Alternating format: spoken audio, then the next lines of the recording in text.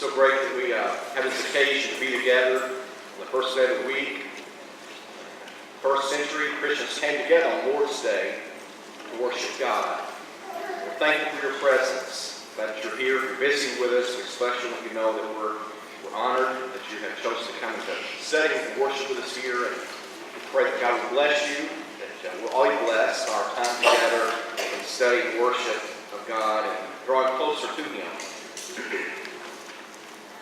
We have a number of our folks that are away over the next several days at Poshna Pulpit and Sevierville, Tennessee. So we'll remember them in our prayers. They will have a good time. They'll be refreshed spiritually, and it'll be a blessing to them, and they'll have a safe trip when they come back to us.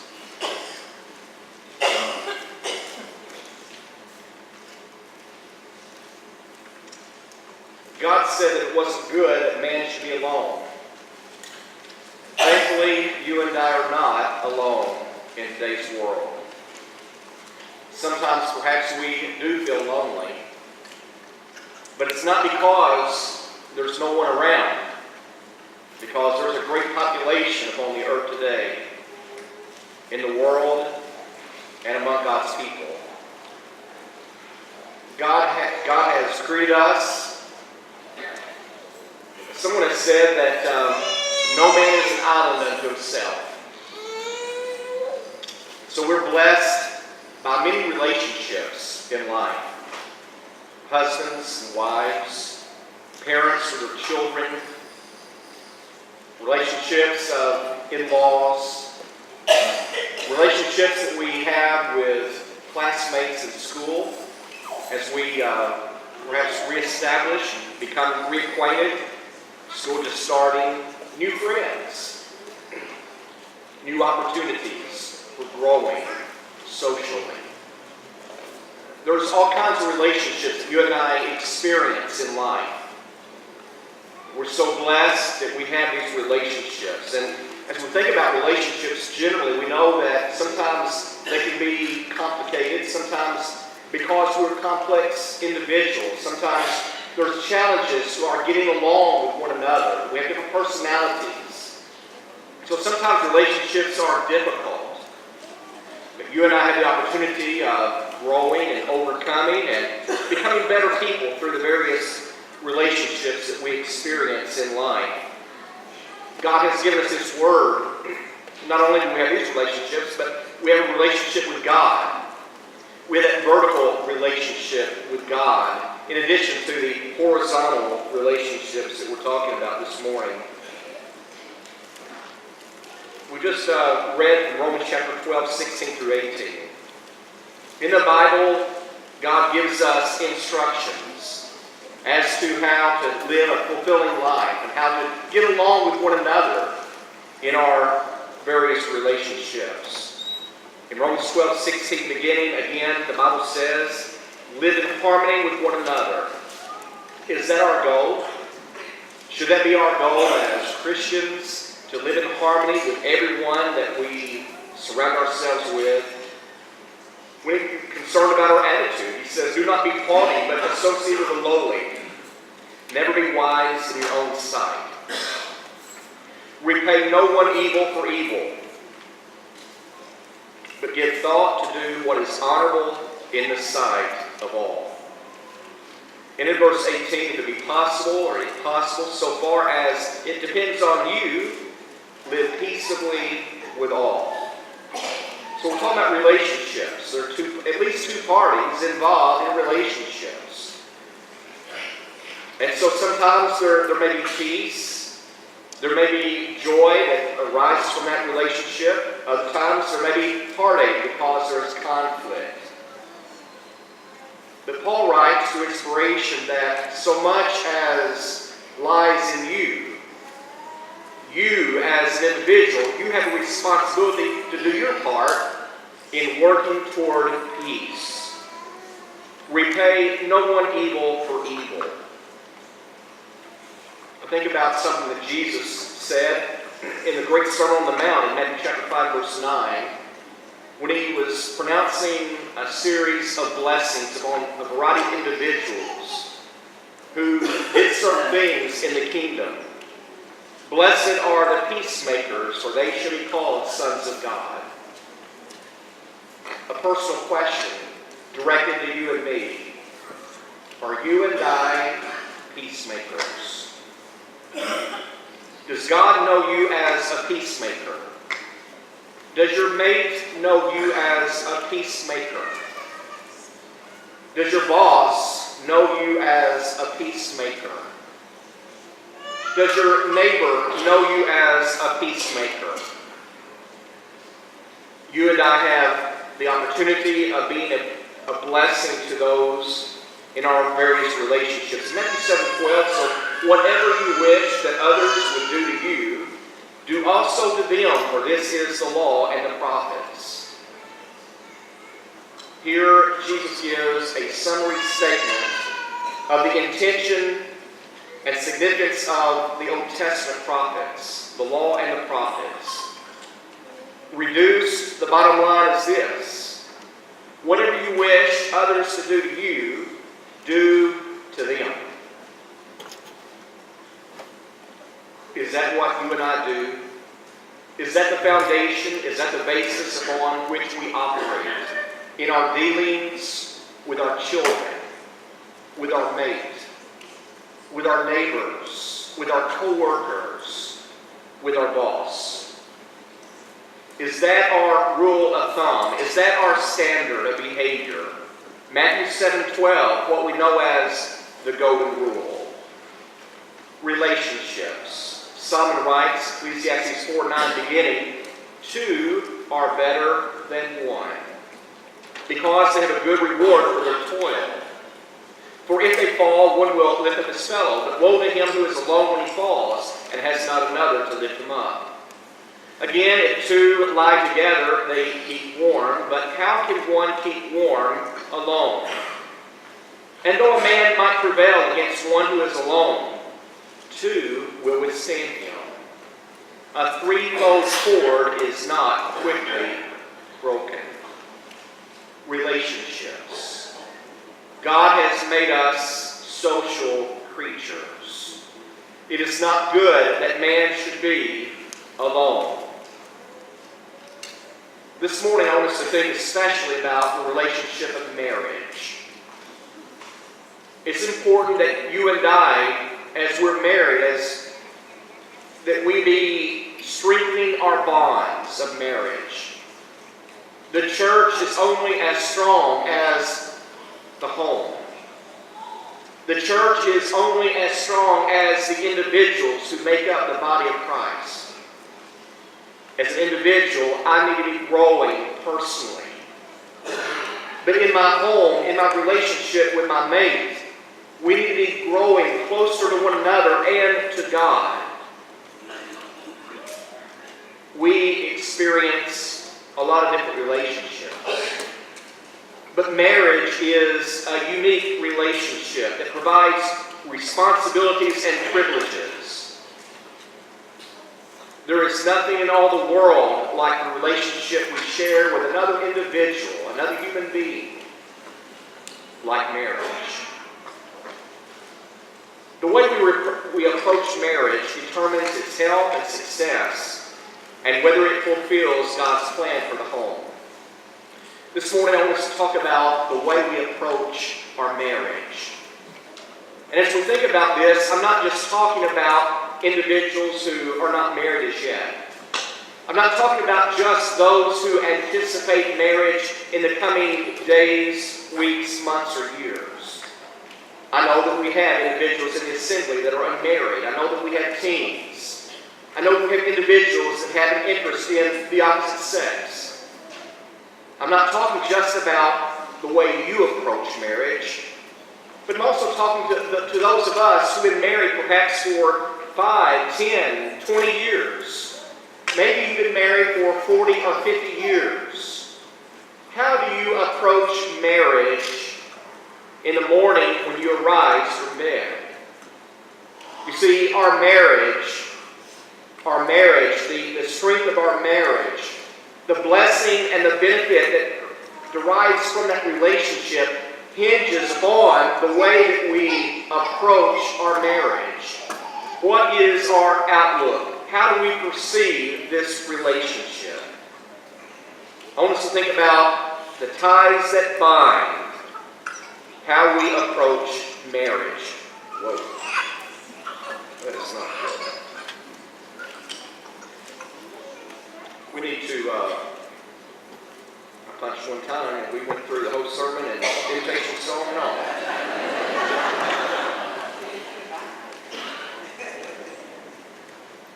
All right, I think this will work for us. Approaching marriage as a binding, lifelong covenant established among three parties. There's some people in the world who would have us to believe that marriage, like so many organizations and entities in today's world, are simply a human construct. That marriage is something that man has thought up and brought into place. You and I must understand that marriage is not a human construct, but rather it is of divine origin.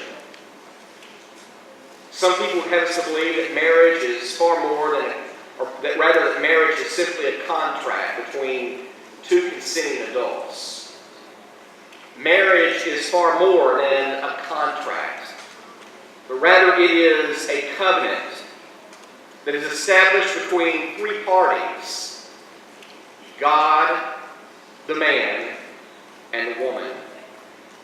As we think about the covenant marriage, we think about God and His relationship with His people.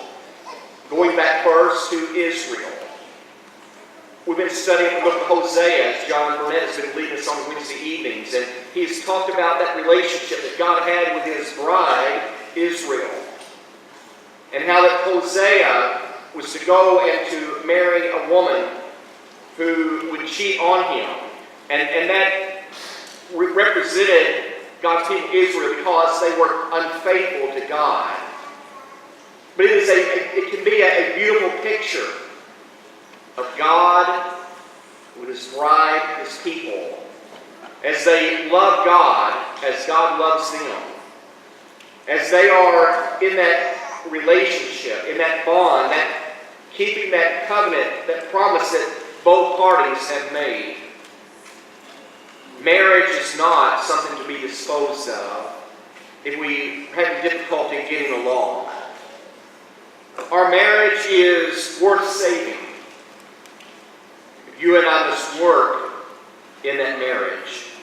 Marriage is a binding, lifelong covenant established among three parties. I want us to turn to Matthew chapter 19 for just a moment.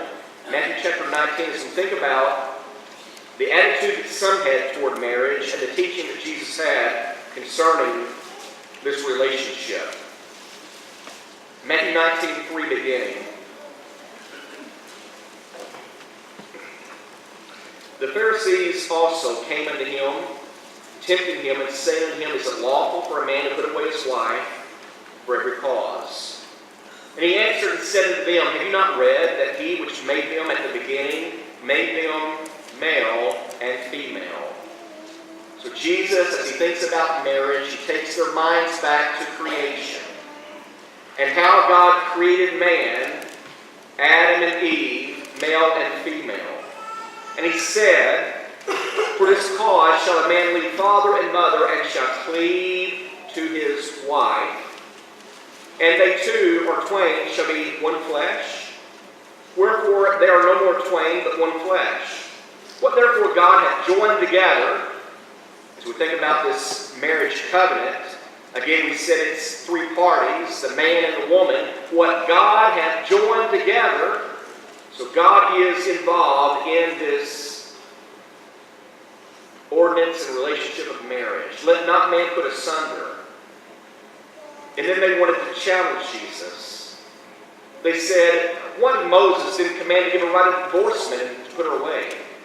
He said unto them, Moses, because of the hardness of your heart, suffered you to put away your wives, but from the beginning it was not so. But I say unto you, whosoever shall put away his wife, except it be for fornication, and shall marry another, commit adultery. And whoso married her which is put away doth commit adultery. His disciples say to him, "In the case of the man be sold his wife, it is not good to marry." But he said to them, "All men cannot receive the same, save they to whom it is given. For there are some eunuchs which were so born from their mother's womb, and there are some eunuchs which were made eunuchs of men. And there be eunuchs which have made themselves eunuchs for the kingdom of heaven's sake. He that is able to receive it, let him receive it." In this passage, Jesus teaches about the lifelong nature of marriage. That it is a covenant that is to last as long as the husband and wife, shall live. It is not to be disposed of. We live in a disposable age, but marriage is a lifelong binding covenant. Do you approach marriage that way? Is it just some type of experiment? And we'll see how it goes. And if it becomes more convenient in time to come, in years to come, then we'll just go our separate ways. That is not God's intention for marriage. In the second place, we think about approaching marriage in the right way. Let's think about approaching marriage as a garden. As a garden. If you have raised a garden, you know that a garden takes work. And we know that a marriage also takes work. Again, the wise man Solomon pens these words in Proverbs 24, verse 30 beginning. Proverbs 24:30. "I went by the field of the slothful, and by the vineyard of the man void of understanding. And lo, it was all grown over with thorns, and nettles had covered the face thereof. And the stone wall thereof was broken down. Then I saw and considered it well. I looked upon it and received instruction. Yet a little sleep, a little slumber, a little folding of the hands to sleep. So shall thy poverty come as one that travaileth, and thy want as an armed man." In that reading, Solomon describes a garden or a vineyard of an individual that is indifferent, lazy. And we see how that garden or that vineyard comes to ruin. So many marriages come to ruin for the very same reason, for lack of attention. Relationships, marriage, need TLC. As we think about approaching marriage as a garden in the first place, you and I need to cultivate our own garden. Cultivate your own garden. Your garden, that is your marriage, will be what the two of you make of it. You have to give yourself to have a beautiful garden. It is a work of love. It is something that you have a passion about. And so you get up in the morning and you go out and you labor in the garden. You pull out the weeds. You use your hoe. You till. You water. There's work that goes on in caring for, in tending for a garden in order that it will bear vegetables and fruit. You don't just go into the garden when it is convenient. Do things in your garden to facilitate growth.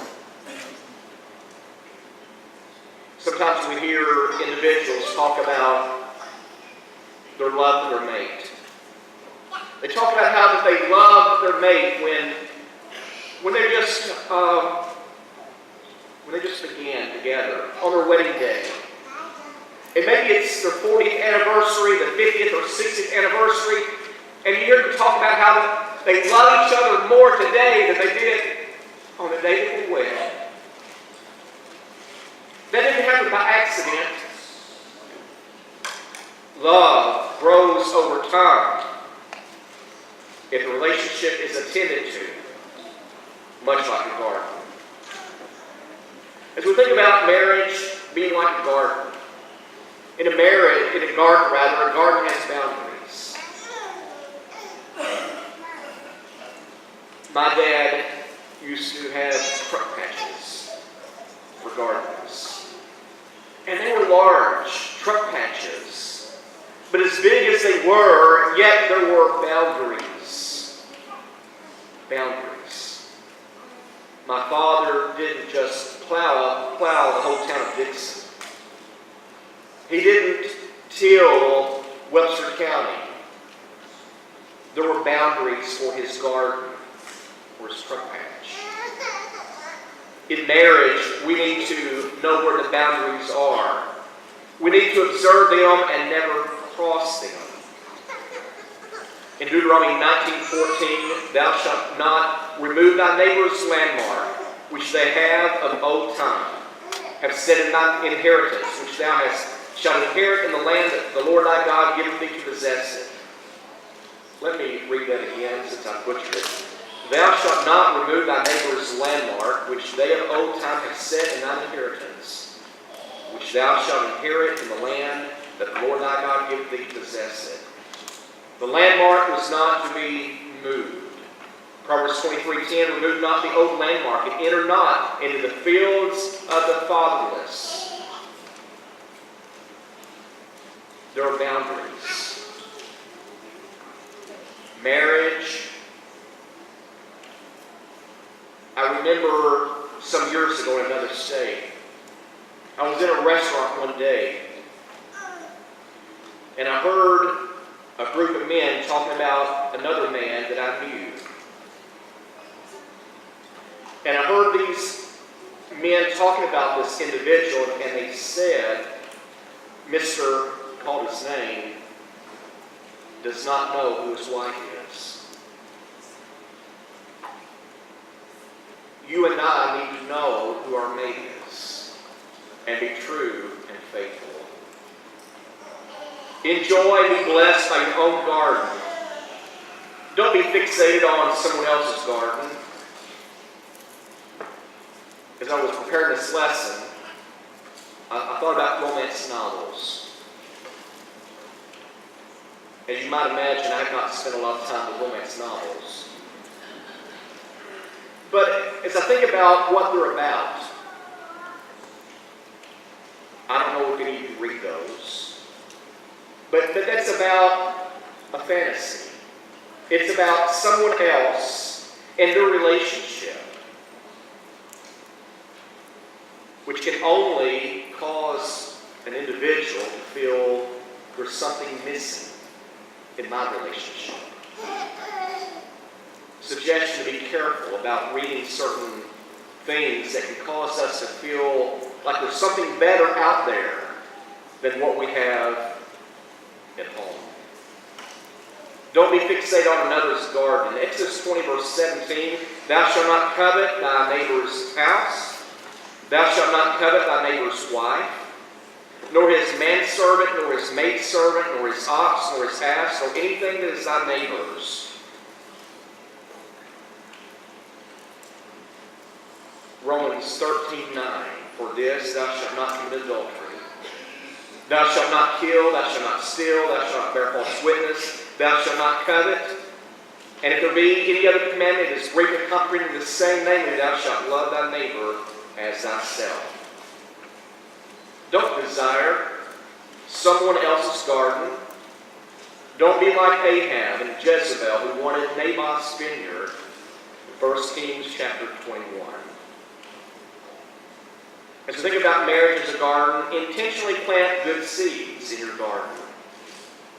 Are you planting good seeds or tares in your marriage?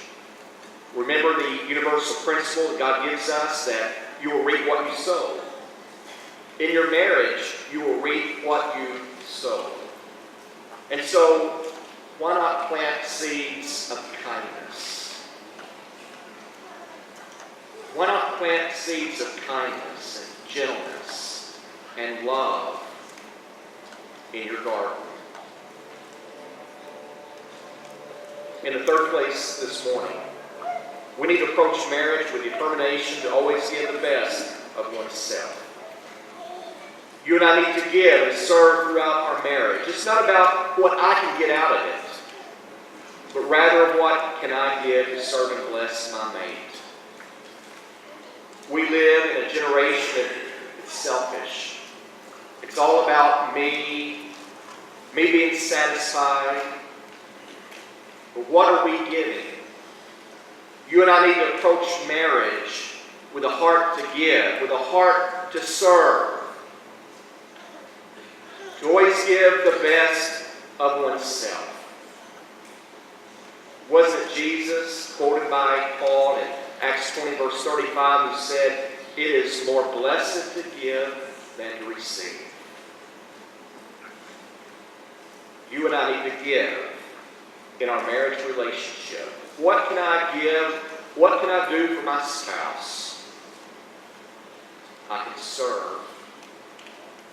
I can have my heart focused upon his or her needs. I can pray for him or for her. I need to be the best companion that I can be. Finally, this morning, just think about my approach to marriage. Let's approach marriage with a positive outlook. Our marriage is going to be great because God will help us make it great. It's easy for us to focus on the negative, to fear failure. But you and I can choose to have a positive outlook. Not to always be complaining, not to always be looking for the negative in my mate, but see the good. Encourage. You and I cannot change our mate, but we can change ourselves. And by changing ourselves, by changing our attitude, we can change our relationship for better, for good. God desires that you and I be blessed in our marriage relationship, and in all of our relationships for that matter. But the question is, are we willing to work? Are we willing to work in our garden? Are we willing to serve? Are we willing to love? Are we willing to give our best?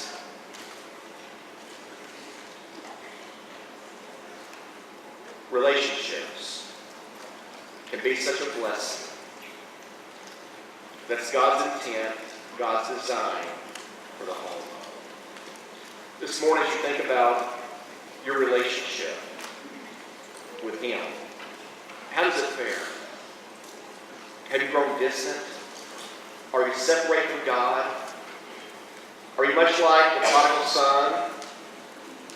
Isolated, alienated, separated from God because of your sins. Father cares about you and desires that you come back home. There's only one way that you and I can be saved, is through Christ. Through the blood of the cross shed for every one of us. This morning, if you believe that Jesus is the Son of God, would it come confessing your faith in Him, repent of your sins, you can be immersed in water for remission of your sins, and become a new creature.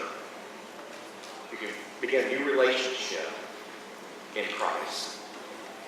If you've erred by the way or left your first love, you can come back home.